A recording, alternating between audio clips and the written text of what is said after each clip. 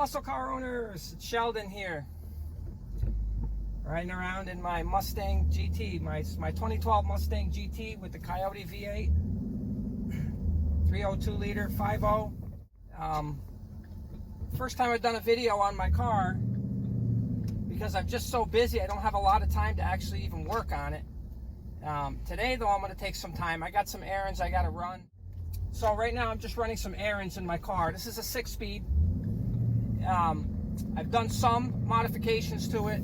I've owned it for about 4 years. Again, it's a 2012 Mustang GT with the Coyote V8 5-liter. I put a Steeda cold air intake on there. I have an SCT X4 tuner on there. Right now I'm running a 93 performance tune on here. I'm going to do an echo tune to try to get my gas mileage up a little bit better, get that all tuned out. I also have a Roush exhaust on here. I put a strut tower brace on it. I put some sequential lights, tail lights in the back, so those look nice. I've got some Raxiom halo lights that I'm going to put on the front of this. I might get to that today, I'm not sure. Try to. If not, it's going to be tomorrow. Today's Friday. Tomorrow's Saturday. I'll have most of the day tomorrow. We just have a party that we have to go to tomorrow night. I also previously put stripes on the hood and stripes on the trunk. I'm not sold on the stripes on the roof yet. I don't know. Some people paint the roof a little bit different color. I haven't decided if I'm going to wrap it or not yet. I don't really know. I also have some different rims. I have deep dish rims on the car from American Muscle. I buy a lot of my stuff from American Muscle. That's why I have on my windshield banner, it's American Muscle. The rocker panel stripes today are going to say American Muscle on it because they just look really, really nice. But anyways, later on I'll put a shot of my car on here. I'll run a video around it, give you some shots of the engine bay, the interior. It's the premium package, so I've got the leather interior. I have some carbon fiber in here on the inside as well. I got some Coyote badging on the car. But I'll do a walk around. I got Nitto GT2 tires on here as well. So I spent a few dollars on this. Not as much as I want with 412 horsepower. With the cold air intake on there and the SCT tune, I could pick up anywhere from between, I guess, 15 to 30 horsepower depending on what video you're watching. And so I'm hopeful that I'm pushing around 440 horsepower would be nice to be able to get out of this car. I guess we'll see. Sooner or later I'll dyno it, but I would like to get 500 out of it. If I can get 500 horsepower out of this Coyote, I would be totally satisfied. Because really, just for on the roads and stuff, I really don't need much better than that, to be honest with you. Even 400 is probably enough, but I do want to do something a little bit better with the car. It deserves it. It's a nice car. I really love this car. It's been very good to me, and so I try to be very good to it as well, keep the oil changed and all that good stuff. So I'll be back at you. Hey guys, Sheldon here. I'm going to start working on putting my Raxiom Halo CCFL lights into my Mustang. It's quite the process. I have to pull the front end of the car off. Back in the day, all you had to do was pop the hood, and you had a couple of bolts holding the light assembly in, and you'd pull them out. Every once in a while there could be just something, a little something in a way, but like that 69 Impala I had, easy to work on. I sold that car last year. I mean, there was so much room in there, it's pathetic. But these newer cars, you know, like I said, the whole front end has to come off, so it's going to take me a couple hours to get that done, and I got some splicing to do for the lights itself, which is fine. But in any event, that's what I'm about to do today. Here's a picture of my car underneath the hood prior to me starting to tear the front end of my car apart, pull out those stock headlights and put those Raxiom headlights in. I pulled all the clips off that I believe that's called a cowl right there that holds that cowl cover in place. I'm getting ready to pull that out itself.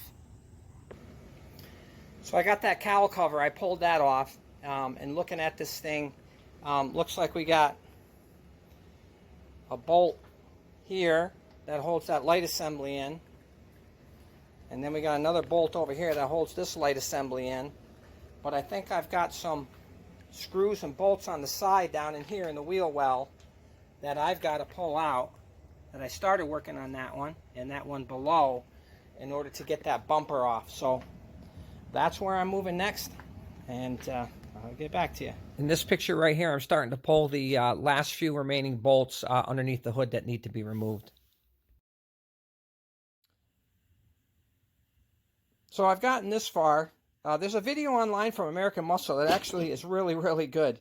And so far it's gotten me to here, which is exactly what the video has shown. So far I've probably taken out about 15 total bolts to get the front part of my grill off the car.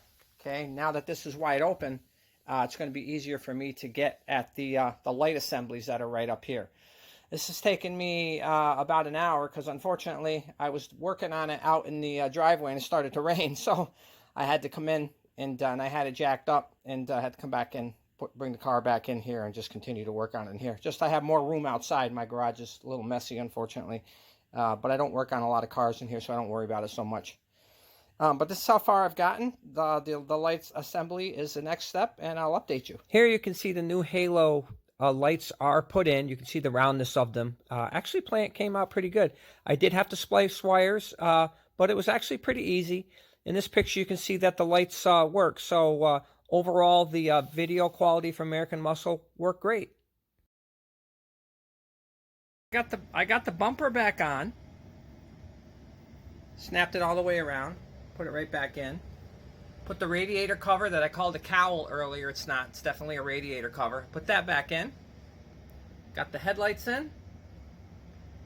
Got the bulbs back in, the fog lights. There is a sensor down in here that I hooked back up. I put the marker lights in. Back in. The bulbs back in. This is filthy. This little cover that goes on the bottom here of the car. Obviously, it's some type of splash guard to keep crap off the motor and up underneath. So I'm going to go ahead and wipe that up. And I'm going to put this back in. There's, 1, 2, 3, 4, 5, 6, 7. There's about 10 bolts I got to stick back in. Once I get that in, that's pretty much it. And I should be done with this project. Here's a picture of my Mustang with the original lights on it that I took just before I started working on the car. You can see that the headlights match the fog lights really, really well. So it looks, it does look great. But here's the halo lights. They look really, really aggressive. I really do like the look, but the fog lights may need to go. I'm going to have to figure something out because they just plain don't match. I think the car looks great and everything, but I think those lights, got to figure out something with that. But I have to say the video from American Muscle was very easy to follow, and everything turned out really well. I had no issues with the video.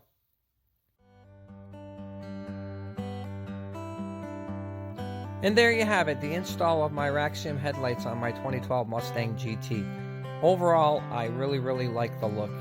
The directions were extremely easy from American Muscle, like I've already said, and that's exactly what I expect from American Muscle. They have really, really great content and directions. I love the look of that. Like I said, I'm going to have to do something different with the fog lights. But if you have any comments, please leave those. If you like the video, please leave a thumbs up. And I would like it if you would subscribe because I am going to load more Mustang content as time goes on. Thanks so much.